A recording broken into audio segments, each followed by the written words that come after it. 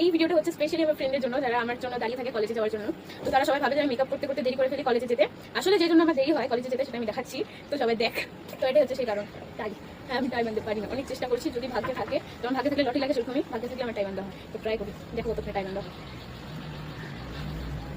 Already call চলে আসছে ফ্রেন্ডদের।